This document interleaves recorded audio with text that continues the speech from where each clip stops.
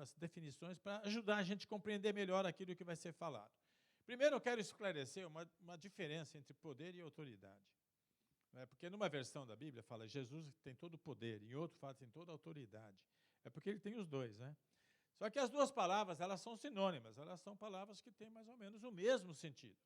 Porém, a gente vê que há realmente umas diferenças que coloca na perspectiva certa, tanto poder como autoridade. O poder é a capacidade que uma pessoa tem de agir e de causar um efeito. Por exemplo, o poder de Deus agiu lá no Mar Vermelho e causou um efeito. O mar se abriu. Pelo poder de Deus. O poder é a capacidade que uma pessoa tem, então, de fazer alguma coisa que causa um efeito. E nós temos um poder, por exemplo, de abrir uma porta. Você imaginou? A porta está fechada. Você vai lá com o teu poder. Abriu a porta. Então, são coisas que você pode fazer, que você age e aquilo causa um efeito. Já a autoridade é o poder que uma pessoa tem de dar ordens. É um poder que a pessoa tem de tomar decisões. A palavra significa domínio, significa governo, supremacia. Então, há uma diferença. A pessoa, por exemplo, que tem autoridade, a gente logo respeita pela autoridade que ela possui. Essa autoridade ela pode vir através da função que ela exerce. Um exemplo, você está dirigindo o carro sossegadinho, não é? Tranquilo, com o telefone celular aqui, só com uma mão na direção, você está tranquilo, né? Aí você vê um guarda parado, fardado. Imediatamente você esconde o celular, põe as duas mãos na direção, pisa no breque. O que é que fez você fazer isso? A autoridade que aquele homem tem. Ele pode não ter muito conhecimento, pode só ter tido primário, pode ter um salário baixo, pode ser assim, mas ele tem autoridade. E, por causa da autoridade, há um respeito. Agora, vejam bem uma ilustração que eu vou dar aqui. O Super-Homem, já conhece esse personagem da história em quadrinhos, dos cinemas? Super-Homem. Ele tem o poder de levar um ônibus nas costas, né? Pega, põe aqui, carrega. O trem vem vindo a 100 milhas por hora, mas está em perigo lá, ele para na frente, lá o trem vem, ele para o trem, ele é o Super-Homem. Mas ele tem que respeitar as leis que o prefeito da cidade, que não é Super-Homem, colocou. Ele não pode violar as leis. Ele é o Super-Homem, mas quem tem autoridade é o prefeito. Então, deu para sentir essa diferenciação entre poder e autoridade? A boa notícia é que Jesus tem ambos, poder e autoridade. Então, quando a gente falar poder no nome de Jesus, a autoridade no nome de Jesus, louvado seja Ele para todo sempre. Agora, nome, poder no nome de Jesus. Nome é uma palavra que designa ou diferencia qualquer pessoa. Quando cita um nome, você associa aquela pessoa com aquele nome, ou alguma coisa com aquele nome. Quando fala um nome, por exemplo, Iraci, vocês logo lembram dessa senhora simpática aqui, não é isso? E se fala Elisete, você lembra da outra simpatia ali. Então, o nome faz a gente lembrar daquela pessoa, associa com aquela pessoa. Nós colocamos nome nas pessoas, nós aqui, comumente, pelo som agradável que tem o nome. Quando a gente não põe com significados, nós colocamos porque o som é agradável. Eu coloquei nome nos meus filhos assim, eu gostava da pronúncia, Eduardo, Roberto. Hoje eu colocava tudo diferente, mas naquela época, não é? Eliana, soava bem para mim. Provavelmente vocês também tiveram esses nomes assim, porque alguém gostou do nome, da pronúncia, às vezes em homenagem a um familiar, não é? Eu descobri, assim, para surpresa minha, que tem muitos Cairos por aí. E o meu nome antigamente era só eu. Mas lá na igreja sede, em São Paulo, o pessoal da igreja gostava muito de mim, e muita mulher lá, mães, começaram a colocar o nome de Cairo por causa do pastor Cairo. E até meu filho colocou o nome do filho dele, o Cairo Marques Neto. Então, a gente coloca por causa disso, para homenagear alguém, porque a gente gosta da pronúncia. Mas na Bíblia, não, os nomes tinham um sentido muito diferente. Os nomes tinham um sentido que era algo que a pessoa é ou faz. Então, o que significa o meu nome? Que não foi por isso que meu pai colocou esse nome, mas ele não sabia, mas ele acertou. Porque o nome Cairo, meu nome, significa... O que é mesmo, Iraci? Já esqueceu? Eu vou lembrar você. Cairo significa vencedor. Uau! Eu sou vencedor pelo meu nome. Vencedor porque Cristo me capacitou. Não é porque eu sou bom, não. Porque Jesus me capacitou. Eu sou um vencedor, não sou um fracassado, não sou um derrotado. Já o nome de Jesus significa Salvador. Então, os nomes com significado podem fazer com que a pessoa possa realmente entender. Na Bíblia era assim, os nomes tinham significado. Quando Jesus ia nascer, ele, acho que nem estava ainda na barriga de Maria, o anjo apareceu para o José e falou, olha, não tema receber Maria como sua esposa. O que está nela foi gerado pelo Espírito Santo. E quando essa criança nascer, você vai colocar o nome de Jesus, porque ele salvará o seu povo dos seus pecados. Então, Jesus é Salvador. Esse é o significado do nome de Jesus. Agora, vocês sabem que Jesus é um nome que a gente fala assim, Jesus, tem poder nesse nome. Mas tem um jogador do Palmeiras chamado Jesus, não tem? É? Como é que é?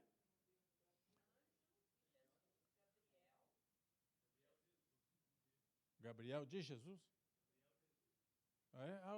O Gabriel é o primeiro nome dele. Então, veja bem, é um nome que se dá por aí. Então, quando você fala em nome de Jesus, aí fica, mas o Jesus é o jogador do Palmeiras, que poder que tem naquele homem ali? Então, a gente tem que entender, o nome de Jesus é o nome que a gente fala em português. E em inglês, o nome dele é Jesus. Em outras línguas, mas o nome com o qual ele foi batizado, dedicado, é Yeshua. Há poder no nome de Jesus, há poder no nome Yeshua. É o nome dele. Então, quando a gente começa a refletir e pensar assim, mas que negócio é esse? Há poder no nome de Jesus. Vejam bem, o poder está quando nós invocamos o nome de Yeshua, o nome de Jesus, mas a autoridade procede da pessoa de Jesus. Então, a autoridade está na pessoa, naquilo que ele é, o Salvador, o Rei Supremo, o Todo-Poderoso. Este é Jesus, que Deus exaltou, que Deus colocou acima de tudo. Jesus. E como é que ele exerce a autoridade dele? Delegando poderes. Nós agimos, nós em nome de Jesus fazemos as coisas acontecerem. Ele deu esta autoridade para nós. Eis que vos dou poder, ele disse. Então ele deu o poder para nós agirmos no nome dele. Quando nós agimos no nome dele, é a autoridade dele que é colocada ali. Lá no Brasil, hoje em dia, estão acontecendo umas coisas incríveis. Eu não acompanho muito de perto, não. Mas eu sei que tem lá um juiz chamado Moro. E este juiz, ele está investido de autoridade. Quer dizer, quando ele assumiu aquela função, a autoridade foi dada para ele. Então, como é que ele exerce essa autoridade? De uma maneira simples.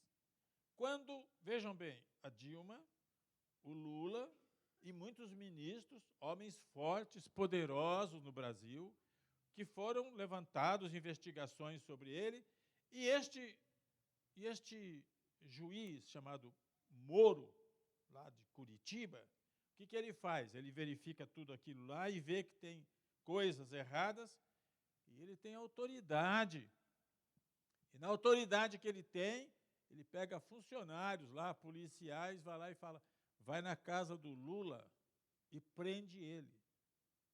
Leva ele para tal lugar. Não é o Moro que vai lá. Ele dá ordens, ele investe de poder aqueles policiais para ir prender um homem que foi presidente da República por 8 anos. E o que acontece com o Lula? Ele tem que ir, porque é uma autoridade.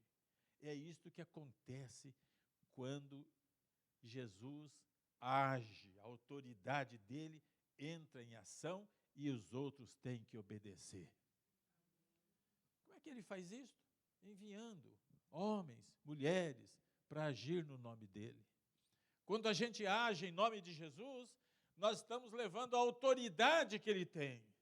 Quando nós fazemos algo em nome de Jesus, aquilo acaba acontecendo porque é uma virtude, uma autoridade que está acontecendo ali. Uma ordem foi dada e ela tem que ser cumprida pelo nome de Jesus. E nesta manhã é que a gente vai falar deste poder sem limites, que é no nome de Yeshua.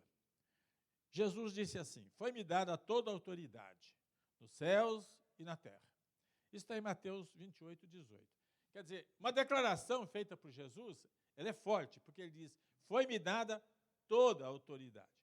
Quer dizer, se é toda a autoridade, pode ter outras autoridades, mas Jesus tem toda a autoridade. A gente costuma dizer o seguinte, o diabo tem poder.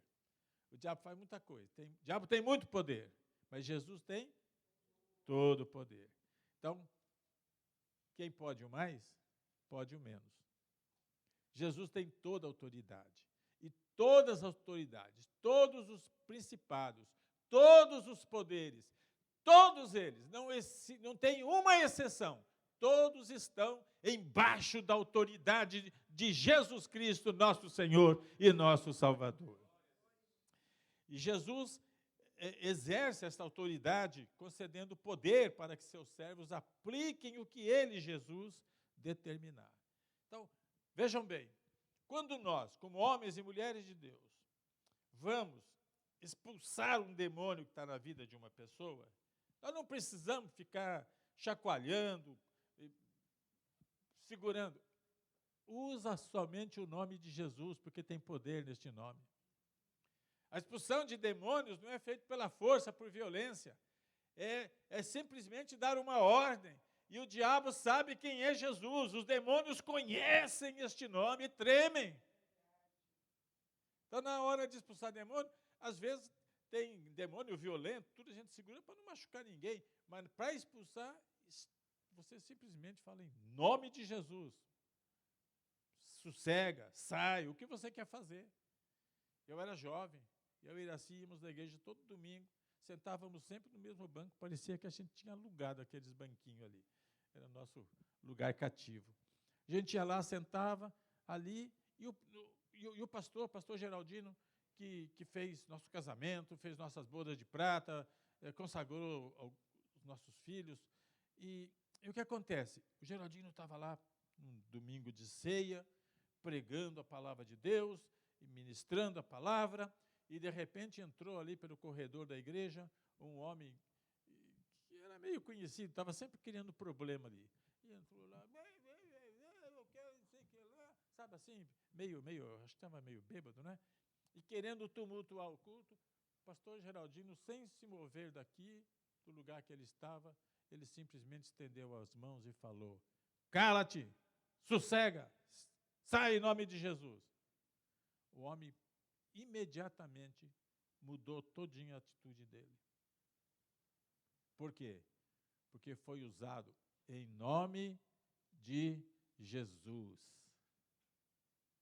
Então, quando nós agimos em nome de Jesus, nós temos o poder para fazer acontecer alguma coisa. Algo vai acontecer. Quando uso o nome de Jesus no reino do Espírito, e muitas vezes no reino físico, algo vai acontecer. E Jesus nos deu este poder. Nós temos este poder de falar em nome dele. Em Colossenses 1, 15 a 20, nós lemos que foi do agrado de Deus que Jesus tivesse a supremacia em tudo que nele, supremacia em tudo, e que nele habitasse toda a plenitude. Então, Jesus, ele, por causa do que ele fez, por causa da obediência, da humildade, de ser Deus e vir em forma humana e fazer o que ele fez aqui, Deus se agradou. E pelo agrado de Deus, pelo desejo de Deus, foi concedido a ele que ele está acima de tudo. Tudo está embaixo da autoridade que Jesus Cristo possui. Amém? E lemos também ainda em Colossenses que Jesus despojou os poderes e autoridades do mal deste século. Despojar significa terminar, saquear, eliminar. Então, todos os poderes e autoridades do mal, então, vamos dizer, estes poderes malignos que exercem tanta coisa ruim neste mundo, Jesus dominou todos eles. Todos eles estão embaixo daquilo que Jesus deseja e quer. E o que a Bíblia fala é que fez deles, dessas autoridades malignas, desses demônios, fez deles um espetáculo público, triunfando sobre eles na cruz. Vamos entender isso aqui, porque a gente lê isso aqui, não é fácil de entender, não. Por quê?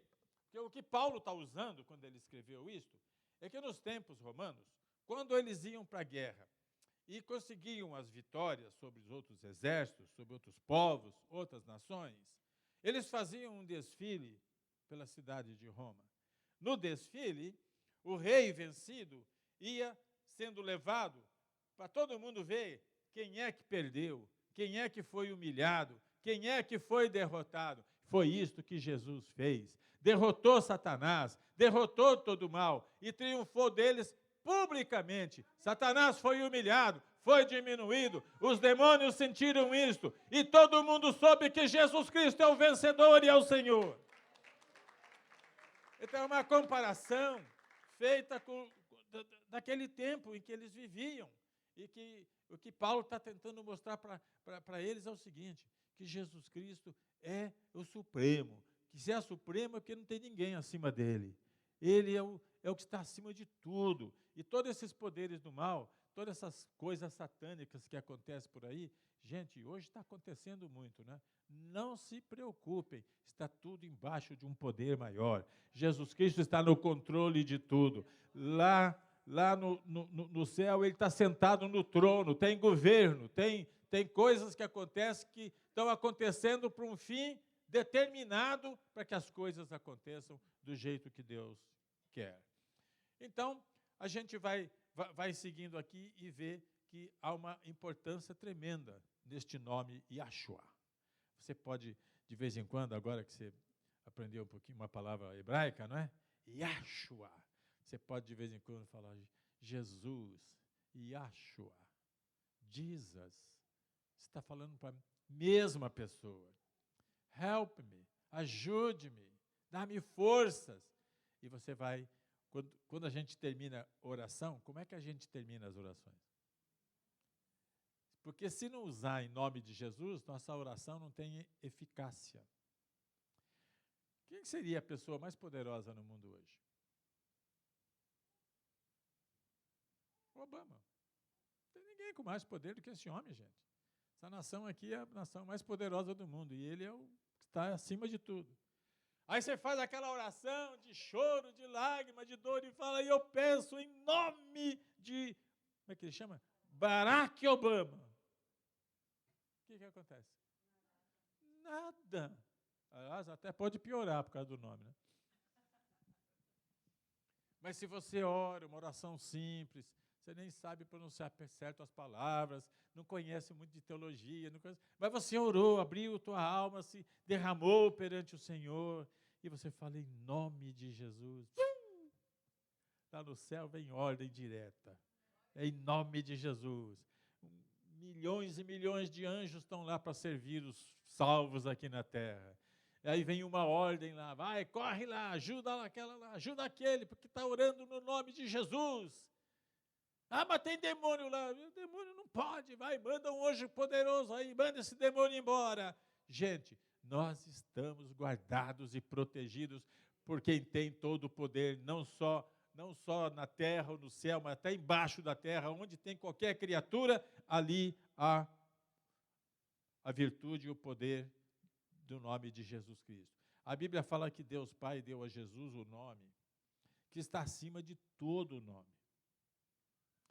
Nesta campanha que nós fizemos em julho e agosto, nós mencionamos os 7 nomes redentores de Deus, né? Então, nós começamos a falar de Jeová Rafá, Jeová Shalom, e Jeová Jireh, e outros nomes, cada um determinando uma capacidade especial assim da ação de Deus. Mas, por último, nós colocamos o nome de Jesus, não é?